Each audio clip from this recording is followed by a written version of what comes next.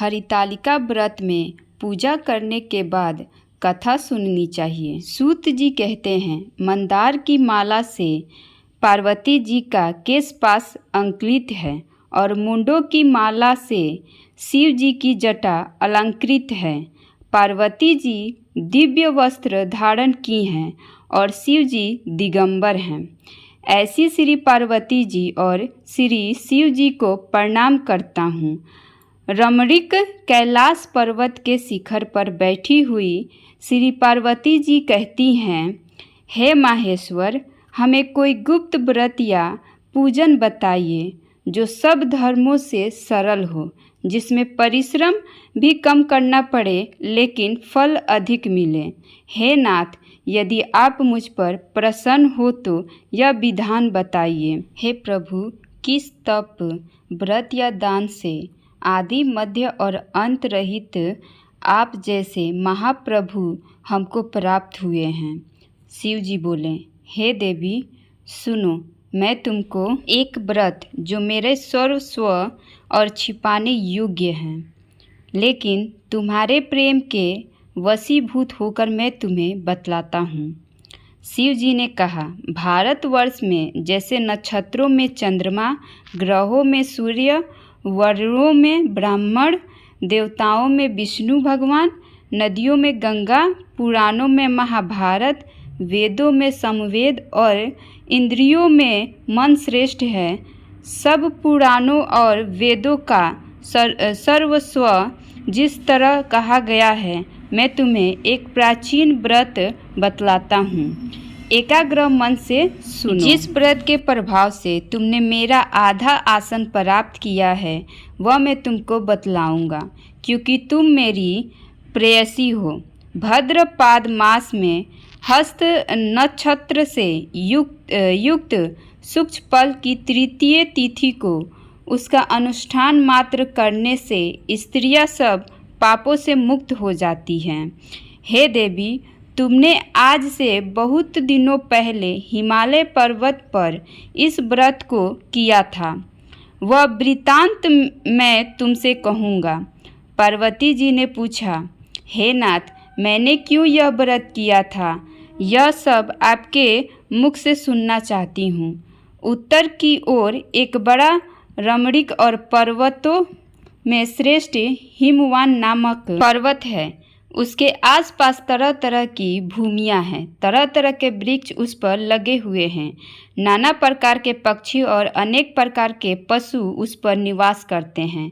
वहाँ पहुंचकर गंधर्वों के साथ बहुत से देवता, सिद्ध, चारण, पक्षीगण सर्वदा प्रसन्न मन से विचरते हैं।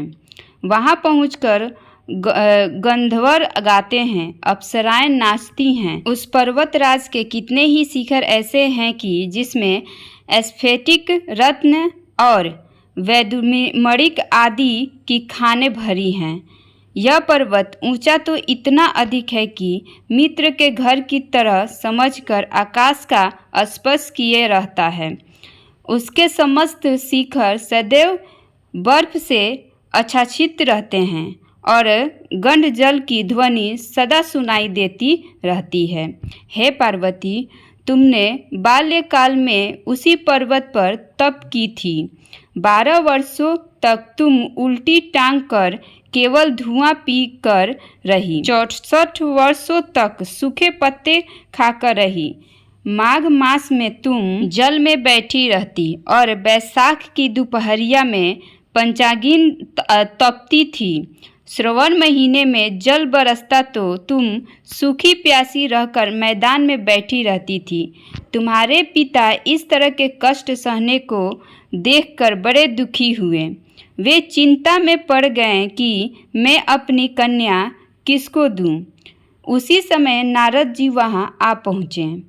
मुनि श्रेष्ठ नारद जी उस समय तुम्हें देखने गए थे।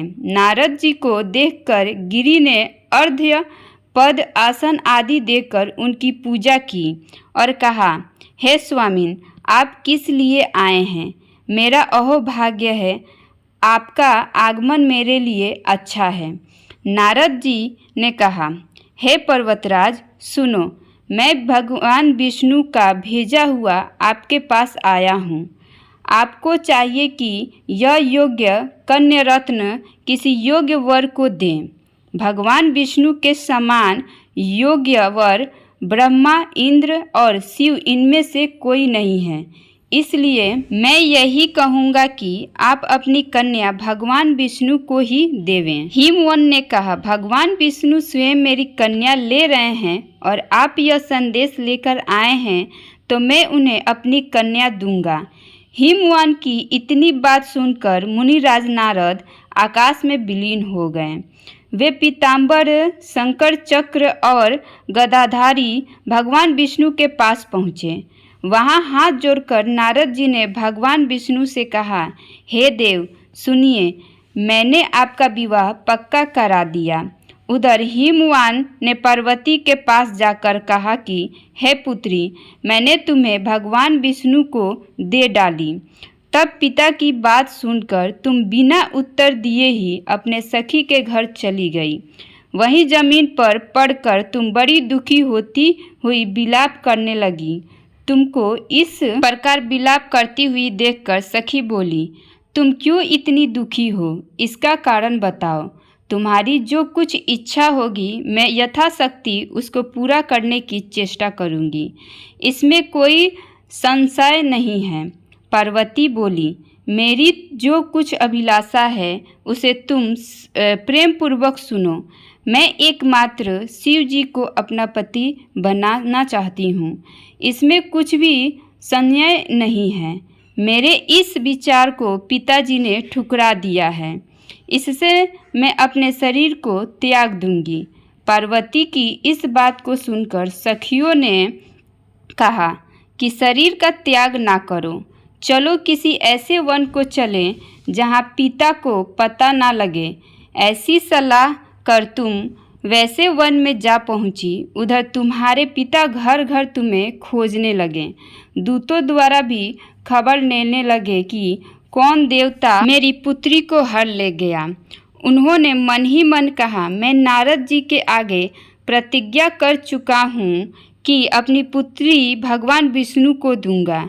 ऐसा सोचते सोचते हिमवन मूर्छित हो गए। गिरिराज को मूर्छित देखकर सब लोग हाहाकार करते दौड़ पड़े।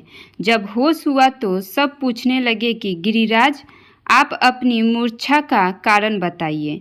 हिमवन ने कहा, आप लोग मेरे दुख का कारण सुने। ना मालूम कौन मेरी कन्या को हर ले गया। ऐसा नहीं हुआ तो उसे किसी काले सांप ने काट लिया या सिंह खा गए होंगे। हाय हाय, मेरी बेटी कहाँ गई? किसी दुष्ट ने मेरी पुत्री को मार डाला। ऐसा कह के वे वायु के झोंके से कांपते हुए वृक्ष के समान कांपने लगे। इससे वह हिमवन तुम्हें वन वन खोजने लगे। वह वन भी सिंह, भालू, सिंघस जंतुओं से बड़ा भयानक हो रहा था। तुम भी अपने सखियों के साथ उस भयानक वन में चलती चलती एक ऐसी जगह जा पहुंची जहां एक नदी बह रही थी। उसके रमणीय तट पर एक बड़ी सी कंदारा थी।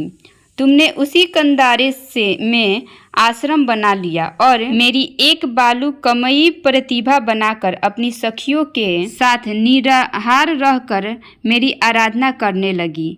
जब भाद्र पक्ष शुक्ल पक्ष की हस्तयुक्त तृतीय तिथि प्राप्त हुई तब तुमने मेरा विधिवत पूजा किया और रात भर जगकर गीत वादित से मुझे प्रसन्न करने में बिताया। उस व्रतराज के प्रभाव से मेरा आसन डगमगा उठा, जिससे मैं तत्काल उस स्थान पर जा पहुंचा जहां पर तुम अपनी सखियों के साथ रहती थी। वहां पहुंचकर मैंने तुमसे कहा कि मैं तुम पर प्रसन्न हूँ, बोलो क्या चाहती हो। तुमने कहा, मेरे देवता, यदि आप मेरे ऊपर प्रसन्न है तो मेरे पति बने। मेरे तथास्तु कहकर कैलाश पर्वत पर वापस आने पर तुमने वह प्रतिभा नदी में प्रवाहित कर दी और सखियों के साथ उस महाव्रत का पारण किया। हिमवन भी तब तक उस वन में तुम्हें खोजते हुए आ पहुँचे। चारों दिशाओं में तुम्हारी खोज करते करते वे व्याकुल हो चुके थे, इसलिए तुम्हारे आश्रम के समीप पहुँचते ही गिर पड़े। थोड़ी देर बाद उन्होंने नदी के तट पर 2 कन्याओं को सोते हुए देखा। देखते ही उन्होंने तुम्हें छाती से लगा लिया और बिलख कर रोने लगे। फिर पूछा, पुत्री, तुम सिंह, व्याघ्र आदि जंतुओं से भरे इस वन में क्यों आ पहुँची? पार्वती ने उत्तर दिया, हे पिताजी, मैंने पहले ही अपने आप को शिव जी के हाथों सौंप दिया था। आपने मेरी बात टाल दी, इससे मैं यहाँ चली आई। हिमवन ने संतावना दी कि हे पुत्री, मैं तुम्हारी इच्छा के विरुद्ध कुछ न करूँगा। वे तुम्हें अपने साथ ले घर आए और मेरे साथ तुम्हारा विवाह कर दिए।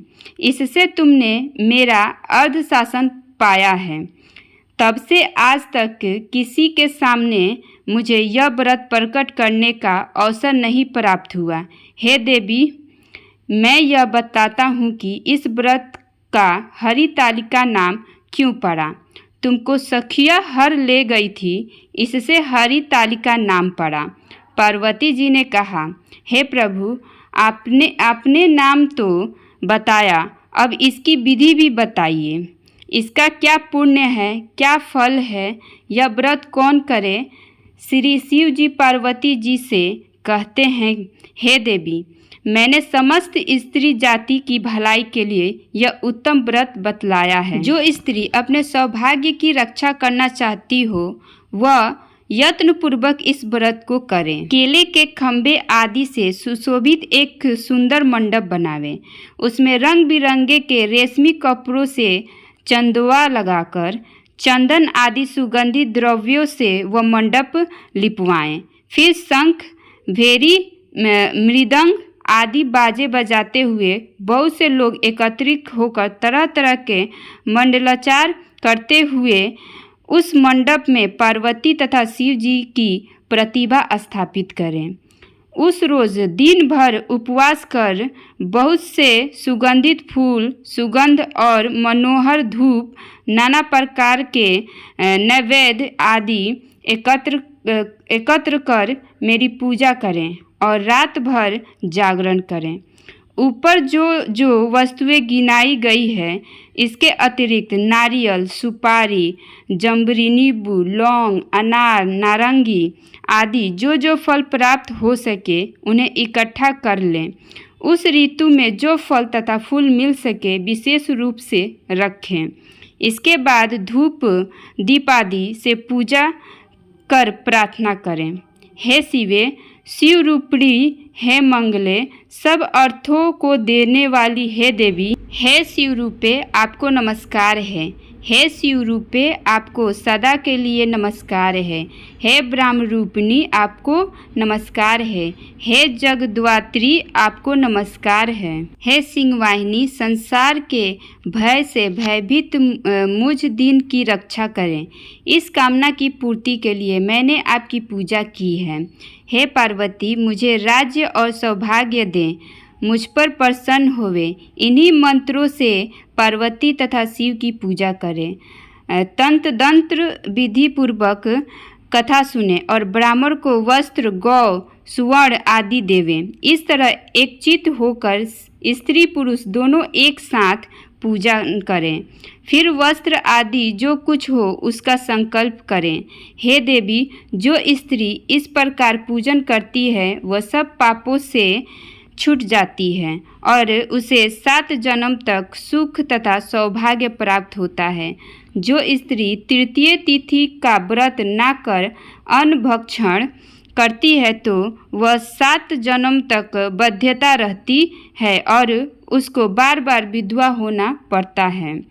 वह सदा दरिद्र, पुत्र शोक से शोकाकुल स्वभाव की लड़की सदा दुख भोगने वाली होती है और उपवास न करने वाली स्त्री अंत में घोर नरक में जाती है। मांस आहार से बघनी, दही खाने से बिल्ली, मिठाई खाने से चींटी और कुछ खाने से मक्खी होती हैं। तीज को अन्न खाने से सुकरी, फल खाने से बंदरिया, पानी पीने से जोंक, दूध पीने से सापिन, उस रोज सोने से अजगरी और पति को धोखा देने से मुर्गी होती हैं, इसलिए सभी स्त्रियां व्रत अवश्य करें। दूसरे दिन सुवर्ण, चांदी, तांबा अथवा बांस के पात्र में अन्न भरकर ब्राह्मणों को दान दें और प्रणाम करें। जो स्त्रियां इस प्रकार व्रत करती हैं वह मेरे समान पति पाती हैं, और जब वह मरने लगती हैं तो तुम्हारे समान उसका रूप हो जाता है। उसे सब प्रकार के संस्कारिक भोग और सयुज्य मुक्ति मिल जाती है। इस हरितालिका की व्रत कथा मात्र सुन लेने से प्राणी को 1000 अश्वमेघ और सैकड़ों वज्रपेय यज्ञ करने का फल प्राप्त होता है। हे देवी, मैंने यह सब व्रतों में उत्तम व्रत बतलाया, जिसके करने से प्राणी सब पापों से छूट जाता है, इससे कुछ भी संशय नहीं। तो दोस्तों, कथा समाप्त हुई। कैसी लगी आप सबको ये हरितालिका व्रत की कथा? कमेंट बॉक्स में ज़रूर बताएं और जय मां पार्वती, हर हर महादेव लिखें। वीडियो को लाइक करें और हमारे चैनल पे अगर आप नए हैं तो हमारे चैनल को सब्सक्राइब करें ताकि अगली कथा आप सब तक पहुंच सकें।